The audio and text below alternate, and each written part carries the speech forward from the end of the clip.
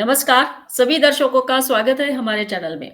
कल हमने देखा कि किस तरह से संसद में वंदे मातरम को 150 साल होने पर जो कुछ भाषण दिए गए, उसके ऊपर चर्चा हुई, डिबेट हुआ। बीजेपी की तरफ से खुद प्रधानमंत्री मोदी जी लीड कर रहे थे और उनके भाषण से उन्होंने वंदे मातरम का इतिहास उजागर करने का एक बहुत बड़ा प्रयास किया। एक ऐतिहासिक भाषण भी बोला गया बीजेपी की तरफ से। साथ-साथ विरोधी पक्ष जो है पर्टिकुलरली हम कांग्रेस की बात करेंगे, तो उन्होंने ये कहा कि अतीत की बात क्यों करनी चाहिए, हमारे सामने फ्यूचर पड़ा हुआ है। तो आज इसी से लेकर हम भी चर्चा करेंगे क्योंकि वंदे मातरम 150 साल हो गए। एक ऐसा एक नारा नहीं बोल सकते, वो हमारे भारत का आत्मा था, आत्मा है और आत्मा रहेगा। तो आइए आज इसी के ऊपर चर्चा करेंगे और हमने आमंत्रित किया है हमारे विशेष अतिथि सुप्रीम कोर्ट के लॉयर पंकज जोशी जी को। Sir once again thank you, आप हमारे साथ जुड़े। जी, नमस्कार मैडम और आपके सभी दर्शकों को भी बहुत-बहुत नमस्कार। यस सर, सबसे पहले तो सर हम प्रधानमंत्री मोदी जी का जो भाषण था, उस भाषण के दौरान सर वंस अगेन हमारे एलओपी उपस्थित नहीं थे। तो जो आरोप लगा रहे थे कि मुझे पुतिन के डिनर पार्टी के लिए नहीं बुलाया गया, वो कल इतना बड़ा जो इवेंट था, डिबेट था, 150 साल वंदे मातरम को हो गए, उपस्थिति नहीं थी सर। जी, निश्चित तौर पर ये बात आपने बिल्कुल सही कही है कि राहुल गांधी जी ऐसे मौके पर जबकि खास करके भारत देश के विरासत के बारे में चर्चा हो रही हो, भारत देश के सांस्कृतिक एक जो उसके जन जागृति के शब्दों के बारे में चर्चा हो रही हो, तो ऐसे मौके पे ऐसे ऐसे ऐसे संवेदनात्मक मुद्दों पर वो उनकी उपस्थिति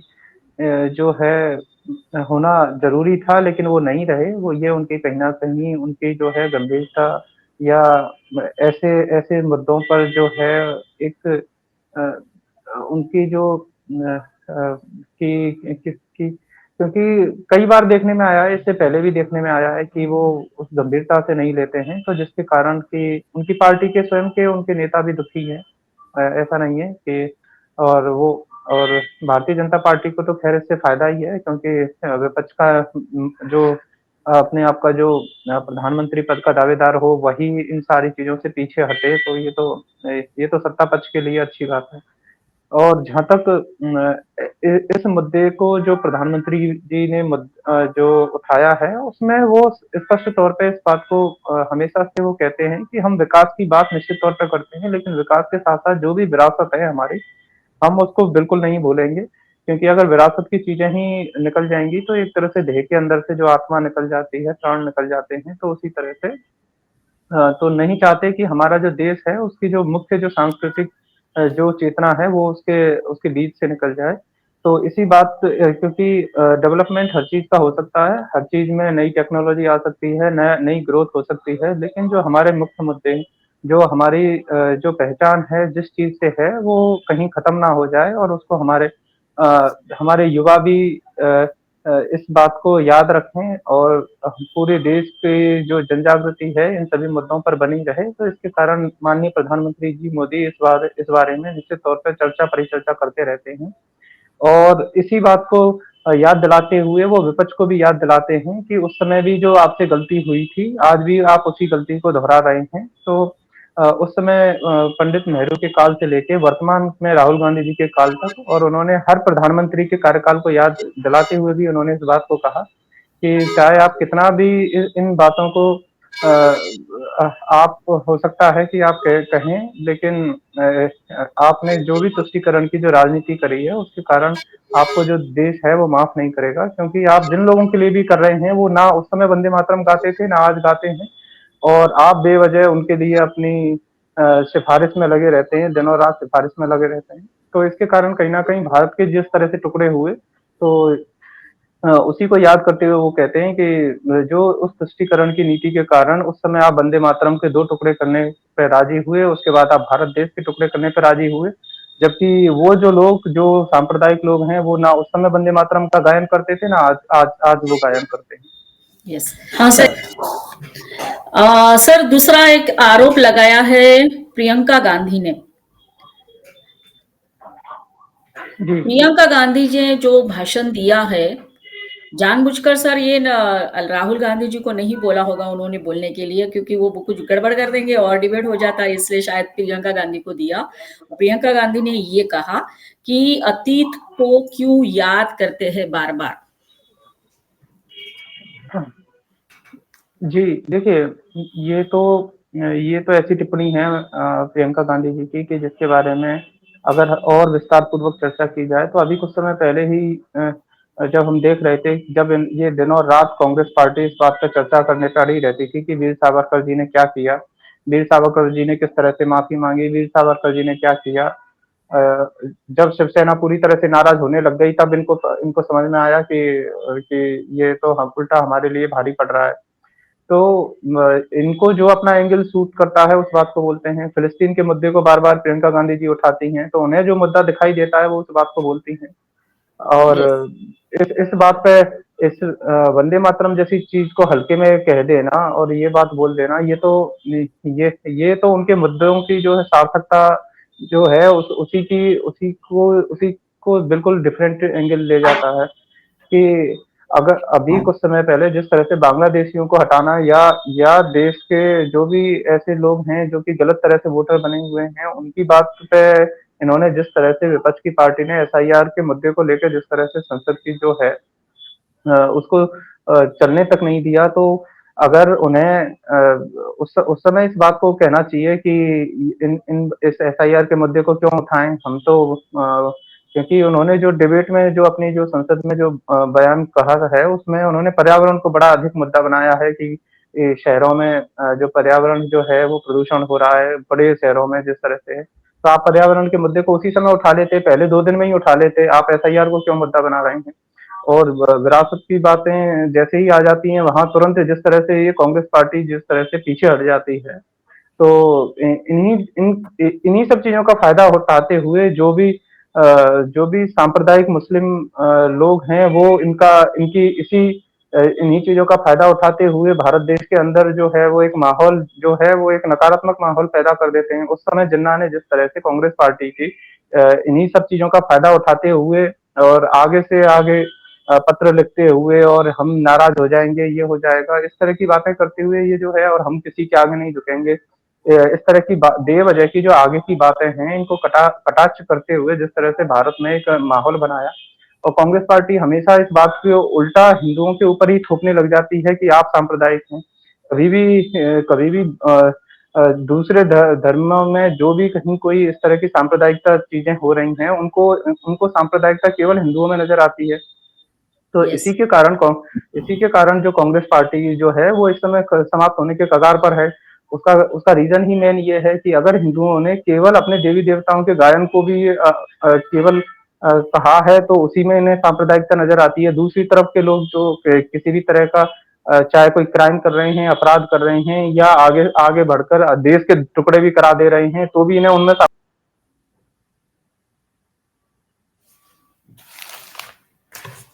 भारत के लिए किस टुकड़े कराने तक पे राजी हुई, इसी बात को प्रधानमंत्री मोदी जी ने रेखांकित किया कि और इससे आगे अब ऐसा ना हो, इसके कारण ही वंदे मातरम गाना चाहिए। तो यही यही प्रधानमंत्री जी मोदी जी का जो है वो सभी भारतीयों को विचार है, क्योंकि जिन्हें सियासत से मतलब नहीं है उन्हें भी इस बात के बारे में है कि हमें उन सांप्रदायिक ताकतों के आगे झुकने की जरूरत नहीं है, क्योंकि वो कभी वंदे मातरम नहीं गाएंगे, ना उन्हें आपसे मतलब है। वो आज वंदे मातरम में कहते हैं वो आपके धर्म पे भी सवाल उठाते हैं। तो आप ऐसे लोगों के लिए कब तक और कितना कितना झुक जाएंगे, आप कितना भी झुक लीजिए वो आपके लिए तब भी, क्योंकि जहां भी आतंकवाद हो रहा है या जिन भी देशों में ये जो घटनाएं हो रही हैं वो सबसे पहले उनकी उनका विचार ही यहाँ से शुरू होता है कि हमें इस दूसरे मत या पंथ के व्यक्ति को देखना ही नहीं है अपनी आंखों के आगे। तो आप ऐसे लोगों को अपने देश में जिस देश में आप सुरक्षित हैं कम से कम आप अपने देश को तो बचाइए। तो यस, यही सब बातें जो हैं प्रधानमंत्री मोदी जी की जो चिंता है जो भारत देश के, क्योंकि विकसित भारत तभी बनेगा जब भारत पहले सुरक्षित रहे। तो इन्हीं सुरक्षा कारणों को चिंतित करते हुए भारत के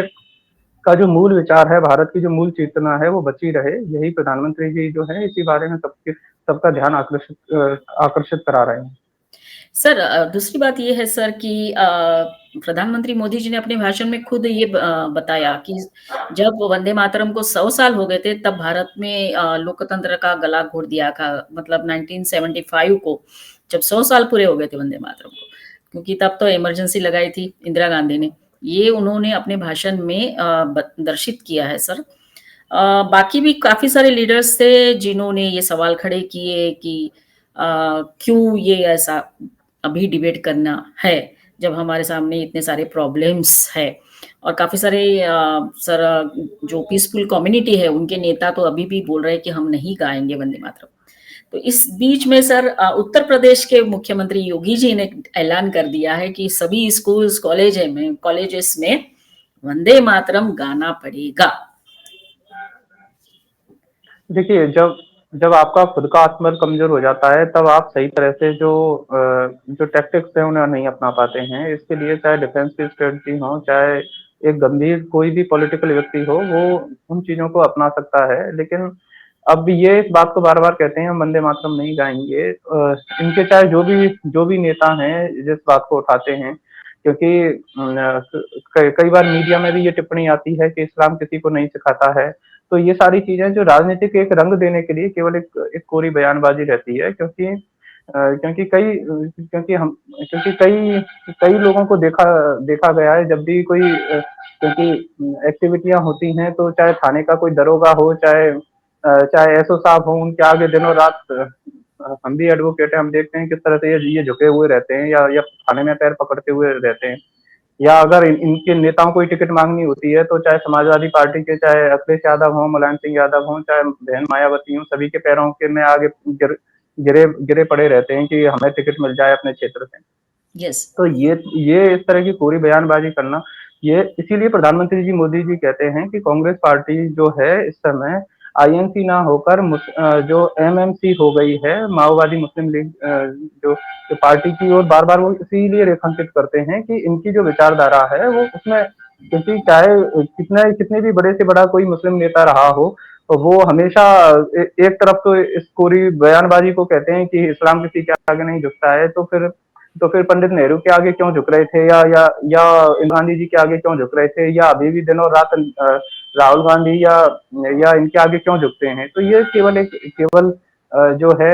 केवल सत्ता पाने के लिए या सीट पाने के लिए या उसके लिए ये बयानबाजी है, और कहीं कोई ऐसी बात नहीं है। तो इन बातों को सियासी रंग देना कि वंदे मातरम नहीं गाएंगे, ये केवल जो है एक जो इन्हीं विपक्ष की पार्टियों का एजेंडा रहता है कि वो इन बातों को करते हैं कि वो इस तरह से नहीं करेंगे। हालांकि कोई सत्ता पक्ष का व्यक्ति कहने नहीं जा रहा है कि आप गाओ या नहीं गाओ। जब आप ही खुद आगे चौड़े होके कहेंगे कि नहीं साहब हम नहीं गाएंगे, तो उसके बाद तो राष्ट्र का जो प्रतिरोध है वो तो आपको झेलना ही पड़ेगा। यस। आपसे कोई कहने थोड़ी जा रहा है कि आप गा रहे हो नहीं गा रहे हो, कोई आप पे जांच जांच थोड़ी बैठाई जा रही है, आपको गाना है नहीं गाना है। लेकिन आप अपनी तरफ से आगे से आके बार बार कहोगे कि हम ये नहीं करेंगे, ऐसा नहीं करेंगे, तो फिर उसका परिणाम तो आपको झेलना ही पड़ेगा। तो उसके उसके लिए पहले ही भारत देश के टुकड़े हो चुके हैं। अगर और इसमें कहीं कोई विपक्ष के जो नेता हैं वो उस समय भी जिस तरह से इनको प्रेशर दे रहे थे, और आज भी उसी तरह से प्रेशर दे रहे हैं कि अरे अभी चुनाव आ गए हैं, चुनाव तो अभी अगले साल से पहले तो कोई चुनाव इस तरह से आ नहीं रहा है। तो अगर एक साल पहले भी इन बातों पर डिबेट नहीं होगी कि वंदे मातरम गाना चाहिए नहीं गाना चाहिए, ये तो राष्ट्र के मुद्दे हैं, इन पर तो हमेशा इस बात पर चर्चा होनी चाहिए। अगर इन मुद्दों पर चर्चा नहीं होगी तो हम किस तरह के मुद्दों पे आज, अगर हम इंडिया को यूएसए बनाने की कगार पे पहुंचा दें, तो वहाँ वहाँ का जो कल्चरल, जो जिस तरह से चाहे हाफ हाफ सन हो या हाफ मदर हो, हाफ फादर हो, वहाँ की जो जो जो इस समय जो कहानी चली हुई है, अगर केवल इकोनॉमिक डेवलपमेंट से अगर ये बातें चीजें चालू हो जाएं, तो फिर तो उन्हें अपने कॉलेजों में और उसमें सिखाना ही ना पड़े कि अगर गोलीबारी हो रही है तो आपको किस तरह से बचना है, किस तरह से वो करना है, वो अपने बच्चों को सुधार कर लें। तो इंडिया का जो भी विपक्ष है वो चाहता है कि किस तरह से तो भारत के जो मुद्दे हैं, भारत की जो आत्मीयता है, जिस तरह से प्रधानमंत्री जी मोदी जी ने रेखांकित की है, और उसी बात को आगे बढ़ाते हुए तो हमारे उत्तर प्रदेश के मुख्यमंत्री जी योगी आदित्यनाथ जी ने कहा है कि कोई भी विद्यालय हो उसमें वंदे मातरम जरूर गाया जाएगा। तो तो उसके पीछे की ये जो भी उसमें है कि उसके 2 स्टैन्ज़ा जो हैं उनमें दुर्गा माँ का रूप बताया है, लक्ष्मी माँ का रूप बताया है, तो वो सभी के लिए एक तरह से ये है कि वो सभी के लिए उन्नति करे, सभी के लिए उसमें भी कोई इस तरह का विशेष वो नहीं है कि उसमें किसी की संहार की बात कही जा रही हो, किसी के विनाश की बात कही जा रही हो, उसमें किसी मत पंथ के विरोध में बोला जा रहा हो, उसमें तो सभी के उत्थान की बात कही गई है। लेकिन बेवजह उस बात को मुद्दा बनाएं और बेवजह ये कहें कि नहीं ये साधु संतों ने इस तरह से आंदोलन किया और उस समय तो उस उन साधुओं के नाम आने पर या केवल या केवल इस तरह से जो है उसमें हमारे कि कहीं हम ये लक्ष्मी नाम भी आ जाएगा तो भी हम इसको विरोध में ले लेंगे तो इसके प्रतिफल में बजाय हमें झुक जाने के उल्टा हमें इन्हीं से सवाल करना चाहिए कि आप इस तरह से क्यों नहीं करेंगे ऐसा। और जहां तक राजनीतिक मुद्दों की बात है तो अगर हम चाहे इन्हें खलीफा के मुद्दे पे कहीं समर्थन दे दें या किसी और मुद्दों पे तब भी वो आपके साथ में अगर वो नहीं निभने को तैयार हैं तो ये तो विपक्ष के नेताओं को ही अब इनसे सवाल करना चाहिए कि आप क्यों अब बेवजह अपने आप को बिल्कुल इस तरह की बातों में आके फंस जाते हैं या रह जाते हैं। आपको तो उल्टा सवाल करना चाहिए क्योंकि आपके लिए इस समय सुरक्षित देश केवल भारत ही है और भारत को सुरक्षित राष्ट्र बना के रखना और इसकी इसकी जो है वो पार्टी है सबसे पहले। तो चाहे अखिलेश यादव जी ने ये सवाल पूछा हो, चाहे प्रियंका गांधी जी ने ये सवाल पूछा हो, इन इन सभी के बारे में जो है ये कम्युनल पॉलिटिक्स जो है उसे करने से बचें और सबसे पहले जो भारत देश है उसकी उसका विकास किस तरह से हो, भारत राष्ट्र का किस तरह से हो, तो उसके बारे में जरूर हमें चिंता करनी चाहिए। ये सर और दूसरी बात ये है सर कि जैसे हाँ, आपने सावरकर जी का नाम लिया तो सावरकर जी हमेशा ये कहते रहे हैं कि हमारा इतिहास अगर हम नहीं जानेंगे, नहीं सीखेंगे, तो भविष्य हमारा कभी भी अच्छा नहीं हो सकता। The history repeats itself. तो यही बात थी सर कि मुझे लगता है कि इसके ऊपर डिबेट करना संसद में बहुत बड़ा एक प्रयास था आज की जनरेशन को बताने का कि किस तरह से वंदे मातरम हमारे देश का एक नारा नहीं है, वो एक जीता जागता इतिहास है और इसको हमको जानना ही चाहिए। तो सर आपका हम धन्यवाद देना चाहेंगे कि आज आप हमारे साथ जुड़े और इस बात के ऊपर चर्चा की। जाने से पहले सर और एक है सर कि अखिलेश यादव ने भी काफ़ी कुछ कहा है कि सरकार का डिबेट के बारे में जो वंदे मातरम के ऊपर हुआ। तो सर अभी भी ये लोग जो है वो अपनी भाषा नहीं बदल रहे या अपना सोच जो है वो नहीं बदल रहे। हाँ, यही बात तो मैंने रेखांकित थोड़ी अभी कहा था कि अखिलेश यादव जी जो हैं वो इस बात को कहते हैं कि हमें कि ये जो राष्ट्रवादी पार्टी है वो राष्ट्रवादी है लेकिन वो राष्ट्र के विवादों को जन्म देती है या उनकी उन शब्दावलियों में भारतीय जनता पार्टी या सत्ता पक्ष के लिए मुखबिर जैसे शब्दों का भी हाँ, उन्होंने मुझे रेखांकित करते हुए कहा था कि इन्होंने मुखबरी की है तो इनके असल में तो इनका इस विपक्ष के इन नेताओं का जो माइंडसेट है वो कभी इस बात से आगे ही नहीं बढ़ पा रहा है कि कौन कौन लोग जो हैं क्योंकि अगर ये अपने ही पार्टी के जो चाहे जयप्रकाश नारायण जी हों चाहे अन्य जो भी हैं अगर उनके उनके बारे में ही ये थोड़ा चिंतन मनन कर लेते कि किस तरह से देश में भारत देश में क्या क्या ऐसे जो गांवों के भी सामान्य व्यक्ति होते हैं चाहे जिनका कहीं नाम नहीं होता है लेकिन उन्होंने उन्होंने भी अपनी कहीं ना कहीं स्वतंत्रता संग्राम के आंदोलनों में भागीदारी हर समय दी उन्होंने जिस भी रूप में दी क्योंकि शहरों में तो एक बार को फिर भी हो सकता है कि किसी पार्टी के बैनर तले राजनीति हो सकती है लेकिन जब कोई भावनात्मक मुद्दा उठता है तो उसके बाद तो सारी जो राजनीति है वो गांवों में या उस तरह से शुरू हो जाती है और उसके बाद एक आंदोलन की रणनीति बनती है। तो इस तरह की लोगों की भावनाओं से खेलते हुए और केवल ये कह देना कि आपने मुखबरी की है या आपने इस तरह से किया है ये केवल आरोप लगाते हुए सत्ता पक्ष के लोगों को जिस तरह से दिनों रात बदनाम करने में लगे रहते हैं। हमेशा राष्ट्रीय स्वयंसेवक संघ के कार्यकर्ता हों चाहे चाहे हिंदू महासभा के कार्यकर्ता हों चाहे कोई भी हिंदूवादी व्यक्ति हो उन्होंने जब भी इस स्वतंत्रता संग्राम में हिस्सा लिया तो उसका उसका मुख्य मुद्दा यही था कि जो जो भारत देश है वो हमारा राष्ट्र है और इसका इसका किस तरह से उत्थान हो अ,